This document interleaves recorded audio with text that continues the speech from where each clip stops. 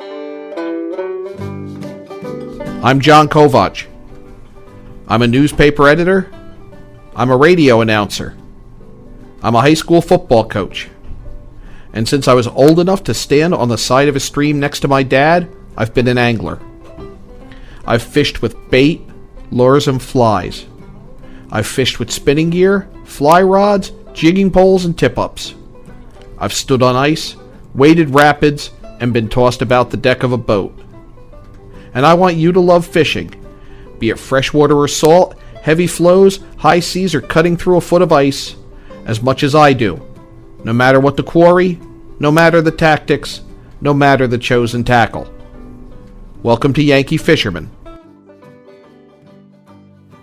Good afternoon, everybody. Welcome to Yankee Fisherman on a steamy July 7th of the year 2016. We're finally getting some summer heat. Give the trout a rest. It's a little hot for them. A lot going on in saltwater. We are going to get right to that, particularly possibly just about confirmed, if it's not already, a new state record. So Joe DiOrio, and he posted this on Why Not Fishing, the blog, Tuesday got up, did not feel well, tries to shake it, decides he's got to go fishing to shake it. He's out there for stripers, etc., and then reels in a redfish. Yeah, the ones down south that they catch all the time.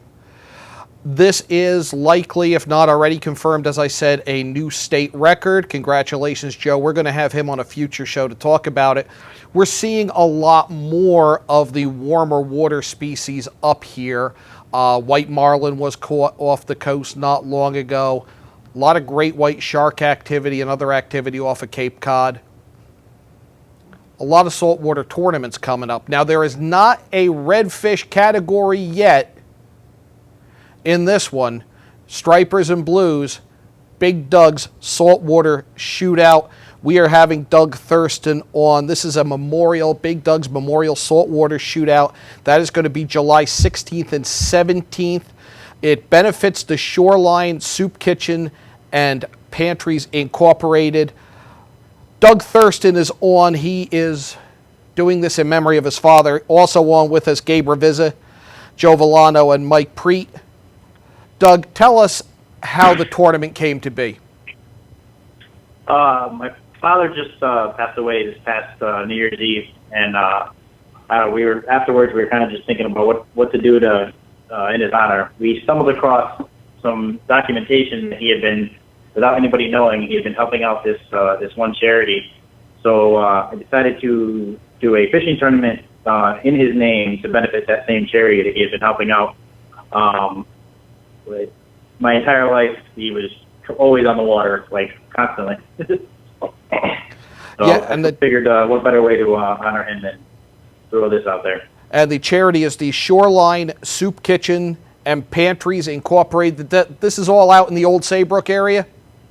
Yeah, all the way from Clinton on down to Saybrook. They operate a couple different soup kitchens and a pantry in each town where less fortunate families can go and stock up on groceries and such.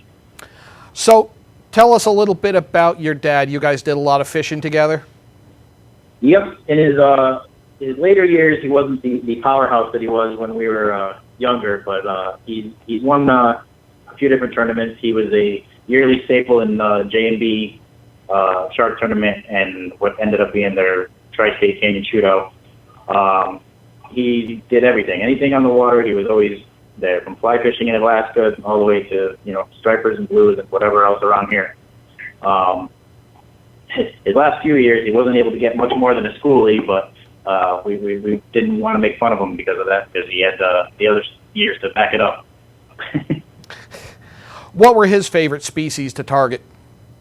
Striper was number one. Yeah. How about you? Me, that's my main concern right now. With the kids, though, we usually get them out for bluefish. So tell us about the workings of the tournament. Catch and release, how is this going to go? We had some special tape measures made up. They have the particular logo on them. It's going to be a catch and release tournament. everyone's going to be able to have to call in or text pictures with the official tape measure, and that's how their entries are going to be logged. And this is all based out of Old Saybrook, correct? Yes, on Old Saybrook. It's just north of the Baldwin Bridge. Everything's going to be based out of there, but anglers can fish wherever they want. They have to report to the captain's meeting on Friday night in Old Saybrook, but after that, until Sunday at 1 p.m., they can fish wherever they want, as long as they have to text or email the photos in with the official tape measure. And this is all at BigDugsFishing.com. You still have entries there? Yep, we got a few left. We're trying to get everything wrapped up as far as online entries by Wednesday. But in-person entries can be done at Valenti Chevrolet in Wallingford, Fisherman's Paradise in Milford, Fishing Factory 3 in Middletown, and the Comfort Cafe down in Old Saybrook, as well as Ted's Bait and Tackle down there too. $40 per angler, $120 for a boat with a 4-angler max. Tell us about some of the giveaways. We've got a lot, actually. We've got one of our biggest sponsors was Lucky Tackle Box. They're a monthly tackle subscription out of California, and they've been helping us out a lot. They've got a bunch of surprises lined up for us, as well as their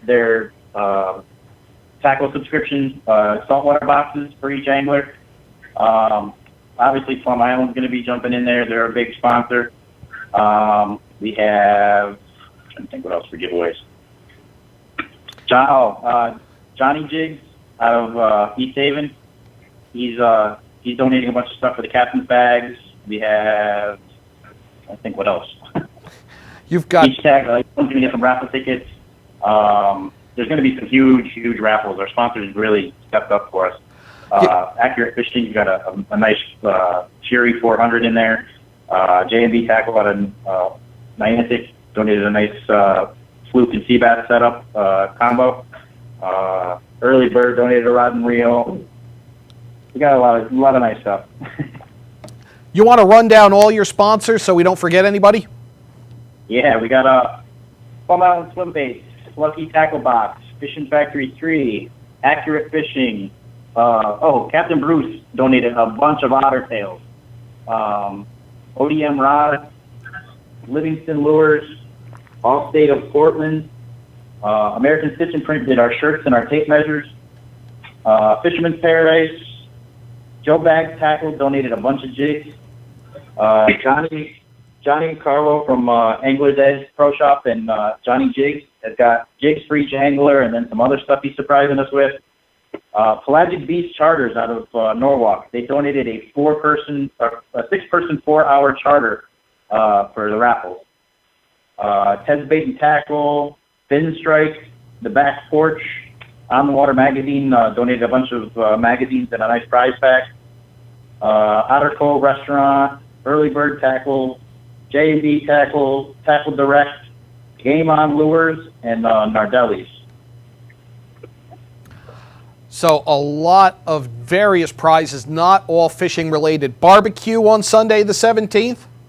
Yep, well, when everybody gets the lines out of the water, they can head back to the marina. We've got a nice barbecue lined up with some food, some beer, soda, whatever anybody wants. And we're going to do the awards and raffles then.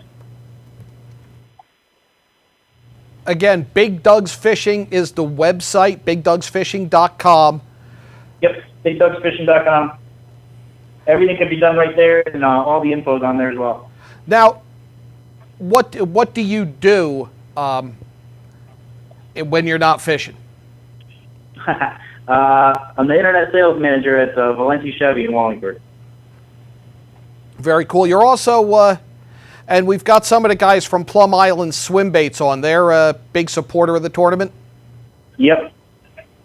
All right, well, we're going to keep them on. If you guys can stick around for a couple of minutes, we're going to take a break, come back, and talk about Plum Island Swimbaits made right here in Connecticut on Yankee Fisherman, presented by the Dock Shop on the HAN Network.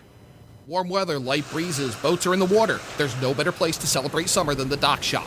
Whether in Darien at 51 Tokenique Road or Westport at 609 Riverside Avenue, the Dock Shop is where you'll find everything you need to kick off summer. From the latest summer apparel to the newest fishing tackle, the Dock Shop will help you get the most out of your next beach day or harbor cruise. At the Dock Shop, you'll find a wonderful selection of items made in the USA and right here in New England, all with a distinct nautical flair. Boater, beach bum, fisherman, or simply love the coastal lifestyle, this is a unique place to shop. DockShop.com. Walter Stewart's Market in New Canaan is your time-saving local shopping destination for the best of spring. Find many of your favorite products, from great specials on everyday items to the freshest organic produce, artisanal cheeses, and grass-fed steaks. Drop off your knives to be sharpened, grab a beautiful bouquet of spring flowers, and stop in next door for a wine tasting. Plus, their personable staff is always ready to lend a helping hand. So stop in to Walter Stewart's Market, 229 Elm Street today, or shop online at stewartsmarket.com. Mosquitoes, ticks, gone. Guaranteed. That's what Mosquito Squad guarantees as America's most trusted mosquito and tick control company.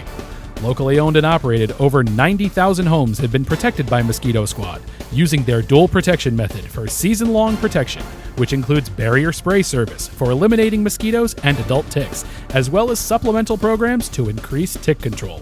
They use only USDA organic options, which are safe and non-toxic. Contact them today at www.squadctny.com or 203-893-4309. Mosquito Squad. No bugs, no bites, no kidding. You're watching the HAN Network, and you're not alone. Nearly 1 million people have watched our live sports, news, and entertainment programming since the network launched in August 2015. Advertise on the network that reaches Fairfield County, Connecticut's most engaged audience. Contact Advertising Director Jessica Murrin at 203-273-7312 or email jessica@han.network. Welcome back to Yankee Fisherman, presented by the Dock Shop this Thursday, July 7th. John Kovach with you. On the phone still with us, Doug Thurston. He's joined by Gabe Ravizza and Mike Preedy of Plum Island Swimbaits, as well as Joe Villano. We've been talking about Big Doug's Memorial Saltwater Shootout. That's coming up on July 16th and 17th. Information on that at BigDoug'sFishing.com. Do it better. And we kind of got involved with looking at different types of plastics and different types of pigments and how we wanted things to go, and we kind of just took it from there. You guys practiced making them yourselves? It started out at that level? Yeah, absolutely. I mean, they went through quite a long testing phase until we finally came up with a recipe that we really liked. What sets them apart? What were you looking for in a bait that you couldn't find?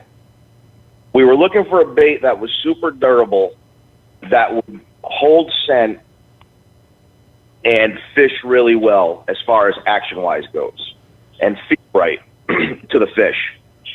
So we had come up with a plastic that is super porous that when we add scent to it, it absorbs it.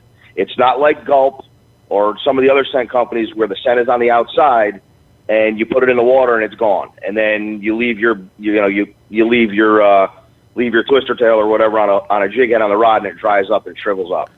Our baits are scented for the life of the bait. It never goes away. As you fish them, the bait gets tacky because the scent is coming back through the pores of the plastic. How about its form? So it'll retain the form too. If I go out on Tuesday night, I leave it on the rod, and Saturday, Sunday, I'll still have a viable bait on there? It will never change, ever. It stays exactly the same. That is fantastic. Now, Gabe, how do you fish these? It depends on the fishing patterns. Usually we'll start out with a half-ounce head, and once the water column on a very slow drop, and as it's dropping, you give the rod tip a couple of twitches to give it a lifelike appearance in the water, and we've had a lot of success with that. And I know a lot of guys fish topwater as well on our larger baits, weightless, and they've been hammering the fish that way. We've had a lot of success both ways, dead drifting with the current, in shallow water, weightless, all those types of ways. So, How about from the surf? Is anybody surf casting them? yeah, we have a lot of our customers from shore, and they've been pulling in a lot of big stripers from shore, which is awesome because they're a big part of our customer base, and they keep coming back. They just know our stuff works, and they're in love with this stuff. Roughly what weight head would you want to use there if you were throwing it out from shore and trying to get some distance? Depending on the current, a lot of our customers use 3/8, and then if the water's pushing out pretty good, 1/2 ounce, maybe even up to a 3/4 ounce head. So a decent size, but nothing really massive. No, we found out that the lighter and slower that this bait falls, that the more strikes and more aggressive these fish can get. Now, where can I get these? We have a list of 10 bait shops on our website. You can buy them online at our website at plumislandbaits.com. And then we have a list of 10 bait stores between Connecticut and Massachusetts. So really a local endeavor. What varieties are available? Am I getting something where I could look like an eel or a bait fish, different types of things, just different colors? What am I looking at? Yeah, Mike, you want to go on that? Yeah, sure. What you're looking at is you're looking at an eel-type bait, a tail-type bait. There's some paddle tails out there, anywhere from 5.5 inches all the way up to some new things that are coming online next week that are 10 inches long. That'll be a 10-inch eel. As far as color-wise, our biggest, most popular color, most popular seller, and really what worked well is our real eel color and a color called Blur Pizzle. It's a black and purple color. Those two baits have been devastating. They were devastating right through the great winter season we had, right through the spring up until now. And the 10.5-inch eel coming out next week, that's really just about right on time for the big eels, and you can get those ready for the fall season? Yeah, absolutely. I mean, we kind of planned it that way. We didn't want to put it all out there right in the beginning of this year. We had some design issues too, so they'll be ready to go. I mean, we're going to be at ICAST next week. We were fortunate enough to be invited down to ICAST. Oh, that's awesome. So when we get back, they'll be ready to go. That is awesome. Now, where is ICAST going to be? It's in Orlando from the 12th to the 15th. I mean, that's huge exposure for you guys. For sure. First time down there? Yes, first time going. Now, Joe, which ones do you like to use? The Mondos is the one that I use the most. And for someone who is a non-fisher other than this year, I've had great success with them, and I highly recommend them. Very cool. So you're just starting out? Yeah, this is my first year actually getting out on the boat, and I've had some good trainers, and I've had some great success with them over this year. Welcome to the addiction. That it is. So Doug Thurston, so just brief us one more time on Big Doug's Memorial Saltwater Shootout. This again a memorial to your late father. Our condolences on your loss, and it's just admirable that you're carrying on his support of this charity of the Shoreline Soup Kitchens and Pantries. Run down the details of Big Doug's Memorial Saltwater Shootout one more time. $40 an angler, $120 a boat for a 4-angler max. Basically getting one angler for free when you register a whole boat. We get you a nice captain's bag, fishing for the whole weekend, and a barbecue at the end. Everything's based out of Oak Leaf Marina. That is in Old Saybrook. You can find more information at Big Doug's Fishing. That's Doug's with an S, fishing.com. Yep. And everything as far as the giveaways, too, you basically get your entry fee. You're getting more than that back in your captain's bag. It certainly sounds it. You're going to get some stuff from our buddies here at Plum Island. Gabe, Mike, Joe, thanks for joining us. Doug, good luck with the tournament. Thank all of you for spending some time with us on Yankee Fisherman. Thank you. Thank you. Thank you. Thank you. Warm weather, light breezes, boats are in the water. There's no better place to celebrate summer than the Dock Shop. Whether in Darien at 51 Tokenique Road or Westport at 609 Riverside Avenue, the Dock Shop is where you'll find everything you need to kick off summer. From the latest summer apparel to the newest fishing tackle, the Dock Shop will help you get the most out of your next beach day or harbor cruise. At the Dock Shop, you'll find a wonderful selection of items made in the USA and right here in New England, all with a distinct nautical flair. Boater, beach bum, fisherman, or simply love the coastal lifestyle, this is a unique place to shop. DockShop.com.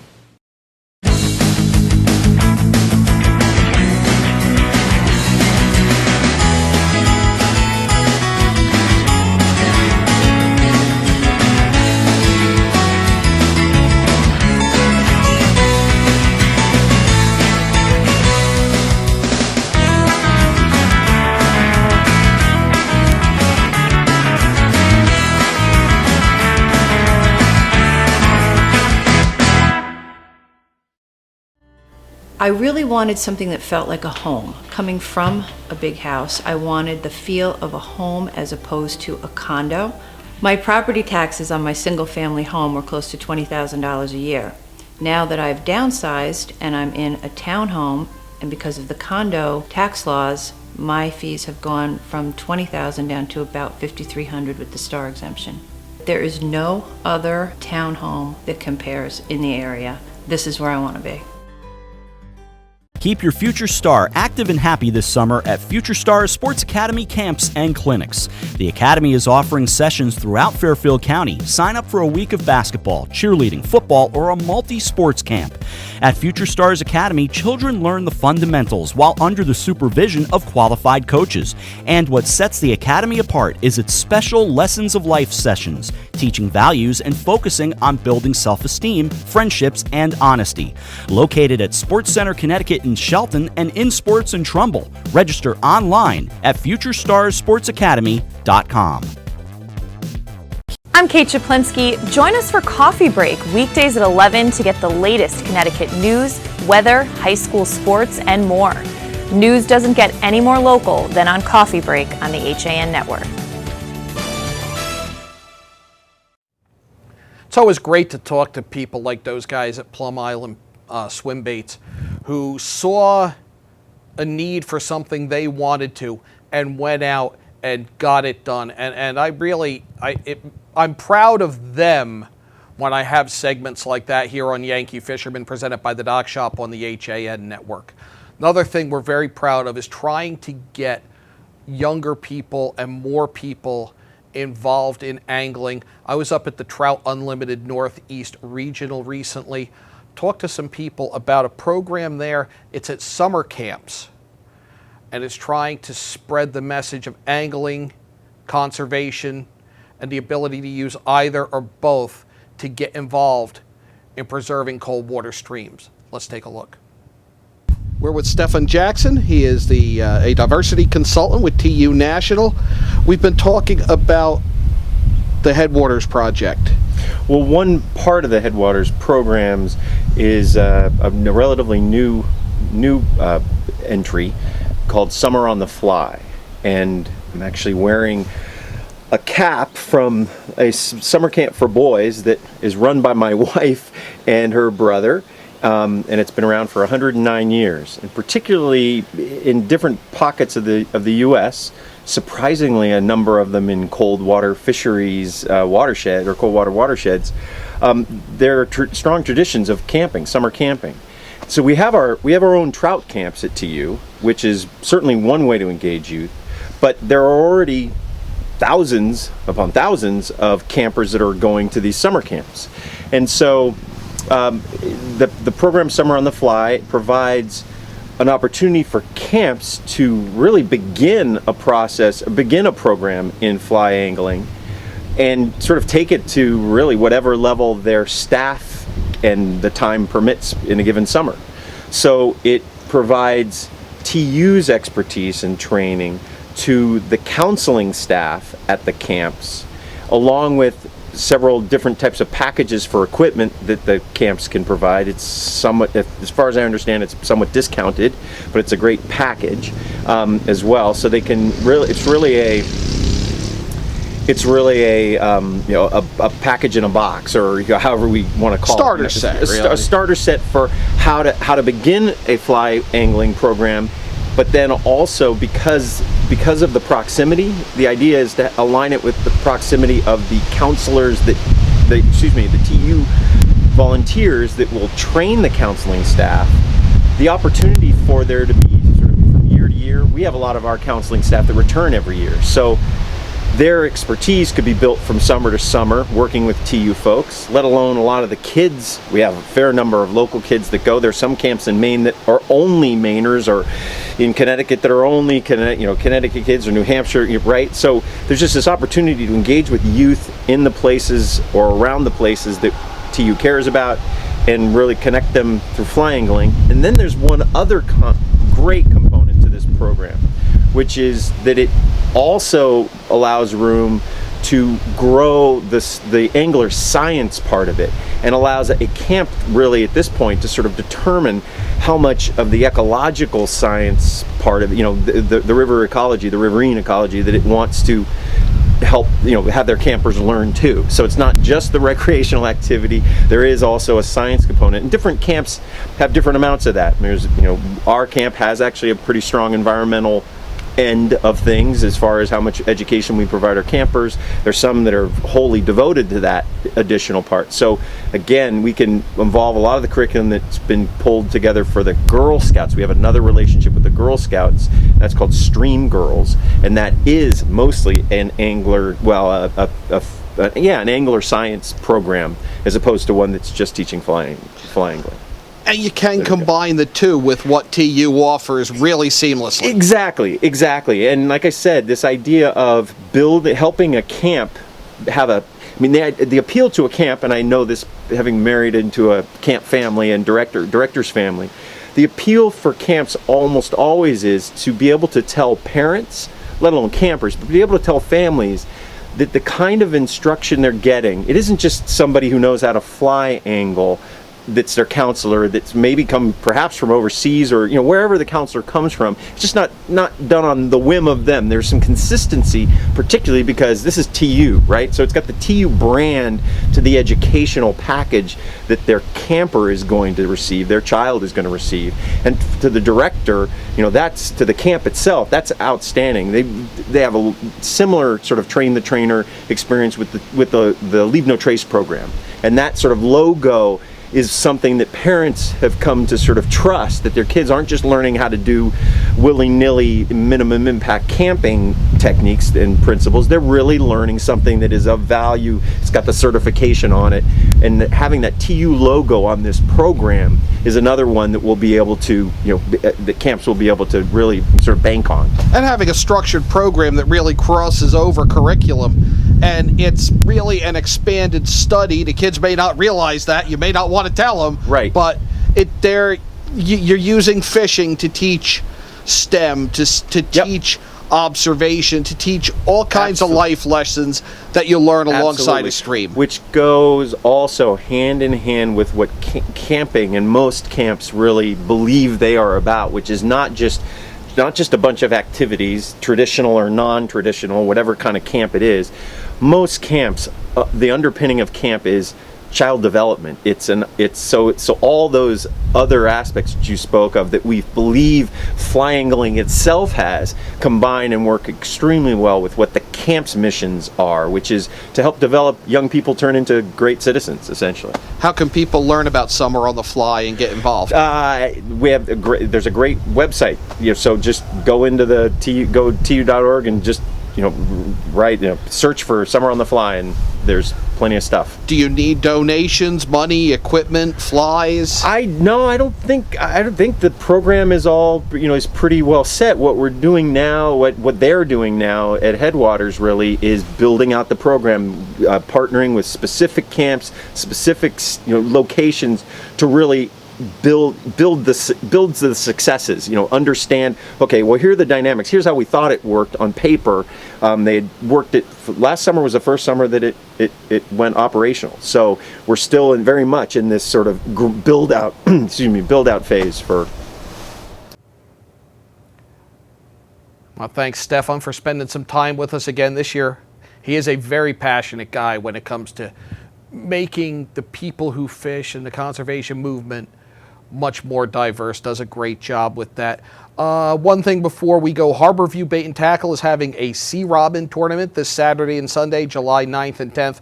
$20 entry fee. You have to sign up by 8 o'clock Friday. Last year's winner won $500. So if you catch sea robins like I have, enter the tournament. Maybe you win some money. Hopefully you get out and catch something. Till next week, tight lines.